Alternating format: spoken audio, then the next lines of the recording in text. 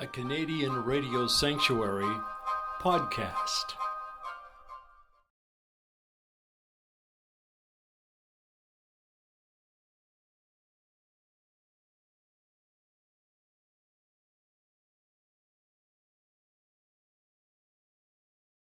Let's go back. A lot of people are aware of the New York hit factory in the 60s and everything. It was in the Brill Building, is that right? Now, could you tell us exactly where is the Brill Building and how it came to be the place where everybody got together to write? Oh, well, I think... Fill in the gaps. Oh, okay, yeah, I get you. I think there are more qualified people that can tell you how the Brill Building got together. I know that, was it John Marks who wrote the Rudolph the Red-Nosed Reindeer or something? So the Brill Building has been around for a long time. It's on 49th Street and Broadway. I used to stop on the 9th floor all the time because that's where Lieber and Stoller's office were. The man I worked with was named Jeff Barry, and in the office would be Ellie Greenwich. And every now and then, I first met Jeff when he started producing Neil Diamond's early records, Solitary Man and Cherry Cherry. And Neil would be writing in one room, I'd be writing in another room, and Jeff and Ellie would be writing in another room. And Lieber and Stoller, whose credentials go back to Jailhouse Rock and Hound Dog and et cetera, it's an incredible amount of songs they've written. The Brill Building is a building strictly of music publishers and of writers. The great part about it was that it was a congregation of people who were there not to scientifically dissect their music or work on anything other than an extension of their musical talents. The Brill Building is, but not the way it was, an incredible home where you felt that maybe you could rub shoulders with a lot of the great songwriters and feel that you had that feedback going on for you. There was a coffee shop in the Brill Building. It was called the Jack Dempsey Restaurant, and Jack Dempsey would walk around and shake everyone's hand and just be cool. Even people that were on the outskirts of the actual writing, there was a time when you get people who once wrote songs, who didn't write songs anymore, still hung around. And so it was, I guess, the watering hole for a lot of would-be songwriters, a lot of active songwriters.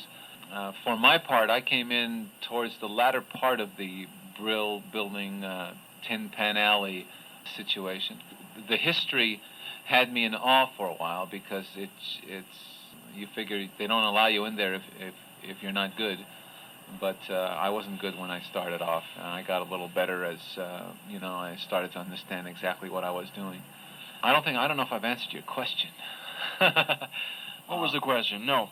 There was a magic about that kind of hit songwriting process in the Brill Building that doesn't seem to exist today, does it not? Well, there was a time when everyone who wrote songs did it for the enjoyment. A lot of people obviously did not get paid. A lot of the artists did not write their own songs in those days, and so they relied on some people who sat in a room and got $50 a week to write hits. There was a time when Donnie Kirshner was involved with the Nevins and Kirshner publishing company, where they had in one room Carole King and Jerry Goffin writing, in another room Barry Mann and Cynthia Weil, and you had Neil Sedaka and Howie Greenfield. People got together it was an experience. It was a happening. People were... creating music at that point, and no one was really... They were concerned with writing hits, but there wasn't the concern that the hits would bring them the Rolls Royces and the acres of estates in Beverly Hills, etc. The songwriters, maybe we were at a very naive and vulnerable point, and I think that once everyone found out how much money they could be made, everyone took the money and got scared, and people started writing away from the Brill Building. At home, they wouldn't want to share their ideas with anyone. It's sad to look back and think that kind of naivete has gone out of the songwriting, quote-unquote, business. I don't know. I think that when you're starting out, there's a certain, I guess, vulnerability that allows you to be very childlike in your attitude. And you create, and I think when someone sits down and creates something, he must be free of all the outside influences, and the Brill Building allowed you to do that. Problem was, a lot of accountants got involved, a lot of attorneys got involved, a lot of people directing, quote-unquote. The songwriter became a star. And once a songwriter became a star, the Brill Building started to change. I don't know if it's for good or for bad. All I know is I kind of miss a place where everyone used to congregate, because when I write now, I write alone in a room, you know. Was there ever a situation, or maybe many of them, where, let's say, someone was writing down the hall in one room and they said, hey, come on down and hear this, play back the tape, and then someone such as a Carole King might say, hey, what if you guys add a drum part in there or whatever? Was there assistance in that way? Oh, absolutely. I think that as I said, at least speaking for myself, when I started out, I wanted to sing. I had not written a song in my life, and there was no one who would write songs for me, so I started to write songs. And I had realized a hidden talent that I had, you know. But there was always the input. People were more than happy to help you.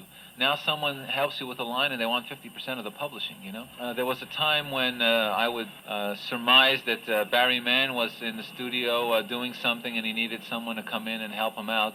Or someone heard a line and said, no, I think that line would be better. Jeff Barry, for instance, was an incredible assistant in my early writings. He served as an editor. We'd get together and I'd bring the idea and the song to him and he'd say, well, I think the chorus makes sense, but when you come back into the second verse, it's not as potent as the first verse, you know. And he was a writer. He was a writer teaching another writer. Now there's books all over the place coming out, how to write a hit song. I don't know. I can't tell anyone to really how to write a hit song. I can tell them, you know, what's wrong with the song, but you can't show someone how to write a hit song. I think that there was that family unit. We're all in it together and we'll help each other.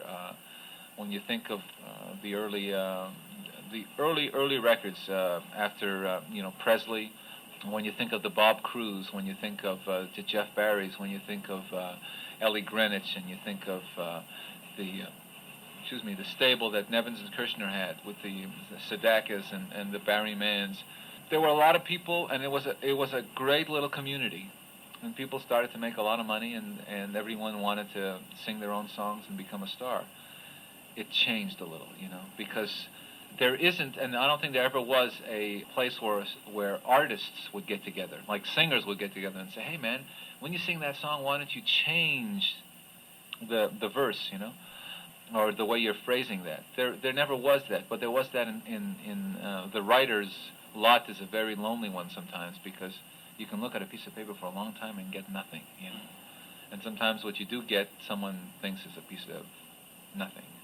So, so I kind of missed that, because for me it was a happier time. And I think for most of the people, I'm pretty good friends with Jeff Barry and Barry Mann and his wife, and Neil Sedaka. And when, again, as I said earlier, they would be more...